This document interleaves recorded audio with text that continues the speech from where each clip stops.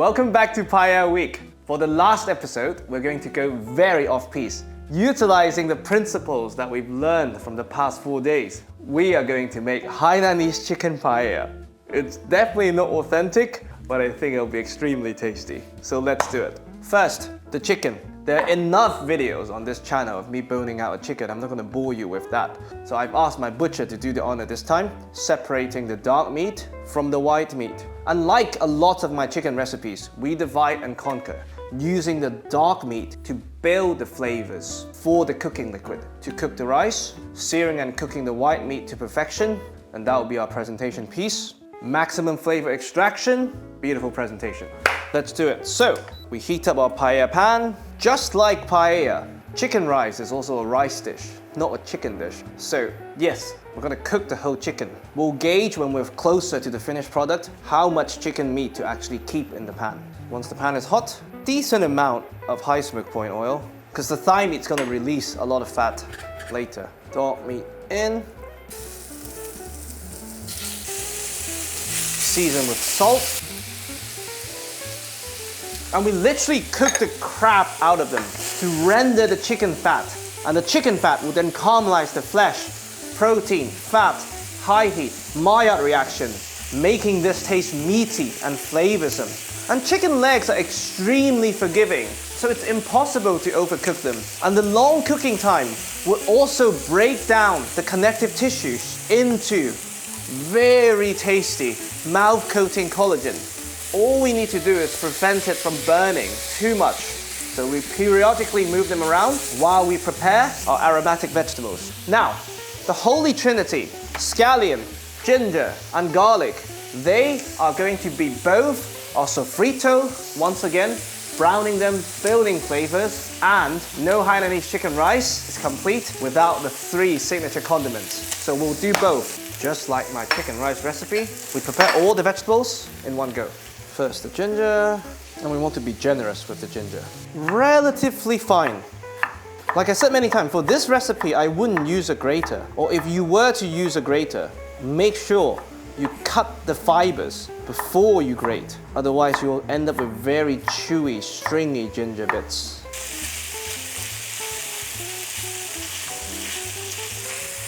Oh, starting to get a bit of burn bits.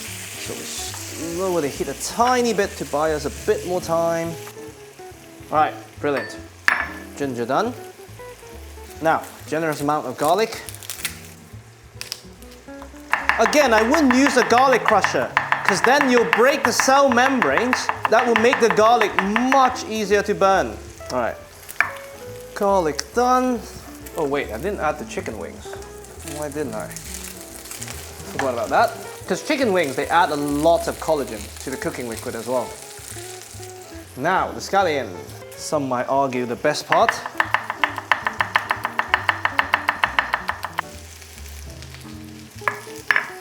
Perfect.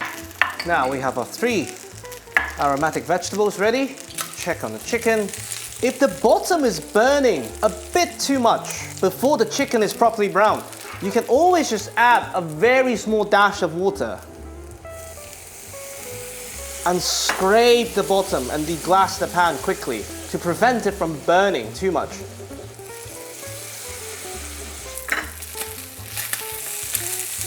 Now we really brown the chicken. All right, once the chicken is well browned, we start to introduce the sofrito. First, the ginger, because they need the longest. And the more you cook the ginger, the less spicy they become. It's really up to you. Brilliant. Next, we have our garlic. These 2 normally go in to the actual rice cooking of the Hainanese chicken rice. And of course, the scallion goes into the broth. So we'll add all 3 to build our alternative sofrito. Now, the garlic is fragrant. We add the scallion.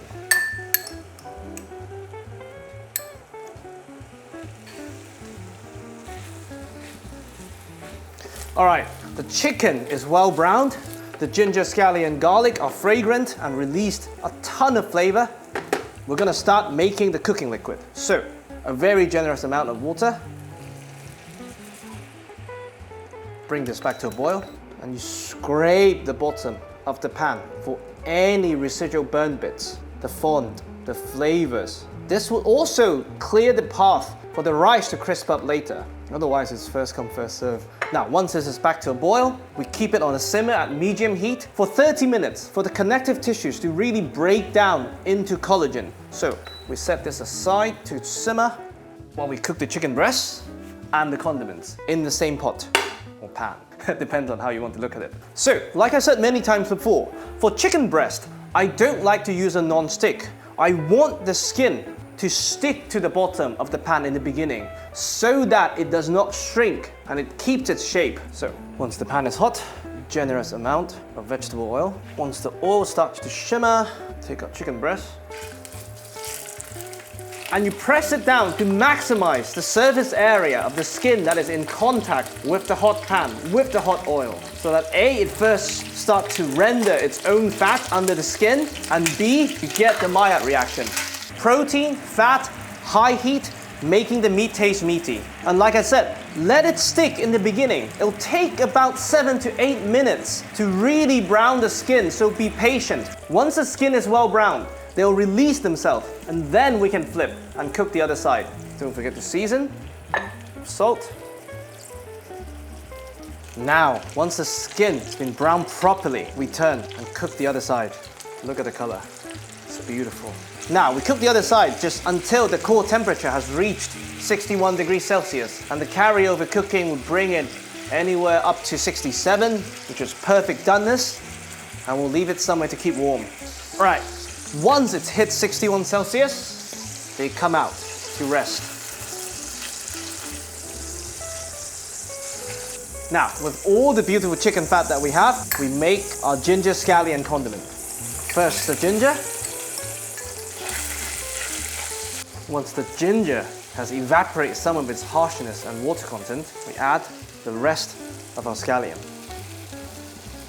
That's it, stove off. The residual heat would release all the beautiful fragrance from the scallion without overcooking them, so they retain a bit of brightness. Now, we season very generously with salt, and now we have condiment number 1. For our second condiment, vegetable oil back in, and we add the rest of our ginger.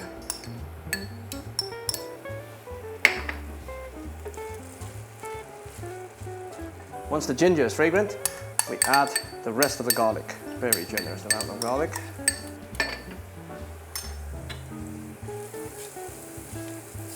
Once the garlic is also fragrant, meaning you can smell that wonderful, wonderful garlic smell, my not authentic secret weapon, we add a bit of sriracha. And we cook it out a bit to evaporate the water content, to concentrate the flavors. Once that's done, we add some water to glass the pan. If you want a smooth texture, you can also blitz this, but I normally don't bother. So, condiment number 2 is done. Now, the sweet soy sauce. Stove back on. By the way, if your guest is not into spicy food, rinse this before you make the soy sauce, so they can at least enjoy 2 out of the 3 condiments. Generous amount of mirin, Japanese sweet wine. And we cook this down to almost a syrup. And this would A, give us a lot of sweetness, and B, thicken the sweet soy sauce a bit, which is the texture you want for Hainanese chicken rice. This will also clean your pan for you. Once we're syrupy, we add our soy sauce. This is 50-50 light and dark soy. If you can only use one, use light. That's where the flavor is. As you can see, the thickening power of the reduced mirin. The soy sauce is now coating the side of the pan. And you reduce this down to the consistency you desired. Some people like it really thick. Some people like it on the watery side. This is good for me. Stove off. Condiment number 3. Now, all we need to do is to cook the paella rice. So, we have this beautiful, beautiful, extremely flavorsome cooking liquid. We remove the chicken wings, thank them for imparting the wonderful collagen. I mean, you can eat them as a snack while you wait for the paella. Now, before adding the rice, we check how much of the chicken we want to keep. In this case, I'm okay with all of them, to be honest. It's a bit crowded, but they're tasty. And number 2, you taste and you adjust the seasoning. Because once we add the rice, we want to minimize movement. And the third thing we do is we adjust the water level. You want a 3-to-1 ratio. 3 parts water, 1 part paella rice. And please, please, please, like I said many times before, you have to use paella rice for this recipe because of the water absorbing capabilities. So now, this needs a touch more water. And what better way? Rinsing this beautiful pan, and we add more water. If you're really not sure about the 3-to-1 and you're doing this for the first time, you can always sieve everything out and measure it properly to put your mind at ease. But since this is not our first rodeo, I'm just gonna eyeball it. Now, rice goes in, try to form one even layer. Don't overcrowd the pan with rice. You really want just a very thin layer to improve your chances of having the right kind of burnt bottom, a socarrat depth. So I'm using, for example, 60 grams of rice for a pan this big. Factoring in there's half a chicken there. Amazing. Now, you can rotate, you can do the oven method. The world is your oyster. We're just gonna cook it on the induction stove here with 2 circles for about 20 minutes. I'll see you then. All right, after 20-25 minutes of extreme tender love and care, we have this beauty. Look at that. I was on the careful side when it came to the socarrat just because this is so collagen rich, it burns much, much easier. So, we give it 5 minutes to rest while we carve our chicken. Now, as a personal preference, I like to add 2 of the 3 condiments directly to the rice while it's still hot. Please, oh my God, look at this. Now we set this aside to rest. Now, we have a well-rested, beautiful chicken breast. We trim off the back for presentation, but that's actually extremely tasty, so please, please eat that. Perfectly cooked, still crispy, the skin. How beautiful is that?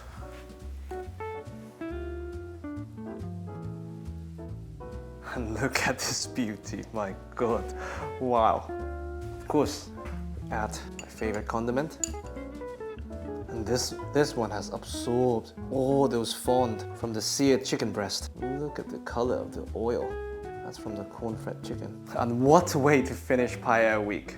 We've done the traditional version, we've done the stovetop, we've done the oven, we explored different sofritos. It's a wonderful, wonderful, fun dish to make, and it's extremely tasty.